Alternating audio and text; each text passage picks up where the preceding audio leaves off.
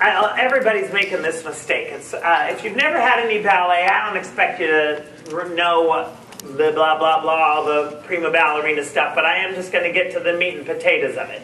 A rond de jambe à terre, that's the ballet term. À terre means on the ground. That's what this one is in the routine. Your foot stays there and it stays the same length going all the way around. That's a rond de jambe à terre. The problem is when you're on the beam, there is no terre over there. Because that's, à terre means on the earth. Well, on the beam, there's no earth over here.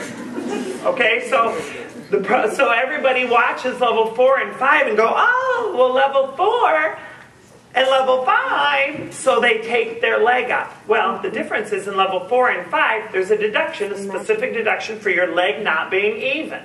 Well, in level 4 and 5, you're at 45 and you have to go to 45. So you have to stay even. Well, in level 3, you touch the beam and touch the beam. Okay, so in order to be even, you have to be à terre, down here. So if you go, well, I'm going to be better, and you start high, and you have to touch the beam, it has to go down. So it's not even. So it's an automatic deduction. So everybody who thinks they're really doing great and going up and going down, you're going down. A tenth. It's a specific tenth deduction for the rond de jambe not being even. They keep it even all the way around and then lower it down to touch the beam. Is that deduction? How do you do that? I mean, if you start on the beam and finish on the beam, what does it tell you? It says, lift the foot slightly off the beam. Well, what's your definition of slightly?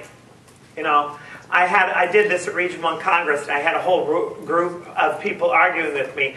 Well, this is slightly. This is slightly. I said, how about I come out and slightly slap you? And then we'll figure out what slightly means. Slightly.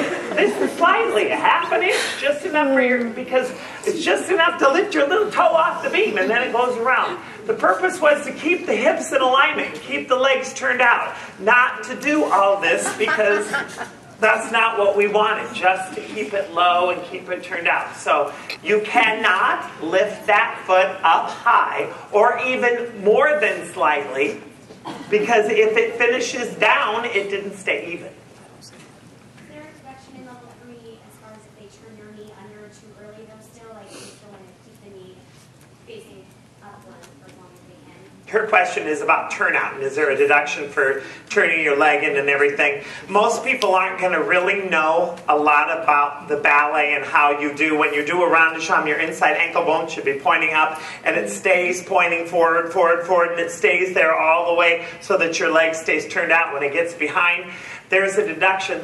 That's a posture and alignment thing. So, but it's pretty obvious if you go like this and you do this, and you stick your butt in the judge's face, that they'll probably pretty much figure that one out. But here's another interesting question. This element, this section of the routine, rond de jambe, arabesque, point your foot back down. So it's rond de jambe, point your foot, arabesque, hold 1 second, point your foot, and then step leap. What's the major element there? I want you to tell me where it starts. Does it start with point your foot before the rond de jambe? Does it start with point in the middle of the rond de jambe? Is the rond de jambe part of the major element? Yes or no? Yes, raise your hand. No, raise your hand. Absolutely don't know, raise your hand. Don't care, raise your hand. I saw that. No dinner. Okay, the rond de jambe is not part of this major element. Only the arabesque is. So, in your question, to go around it another way, if they did have a posture error, in the posture error in the scale, they do this in the scale. What's the posture fault deduction? How much can you take off? You coaches, do you know? No judges answer the question. What's the deduction for posture in a major element? Up to 2/10. So if I'm doing my arabesque like this because I want my leg at horizontal because I think that's better, because bigger is better, right? We're not in Texas, thank you very much. It's not always bigger is better. If you lean all the way down to get your leg up and it's only required to be at 45 anyway, and you take your chest down, that's 2/10. In this routine, that arabesque is not allowed. Your upper body is not allowed to move at all. There is no slightly how much forward you can move it. Your chest cannot move in the level 3 arabesque.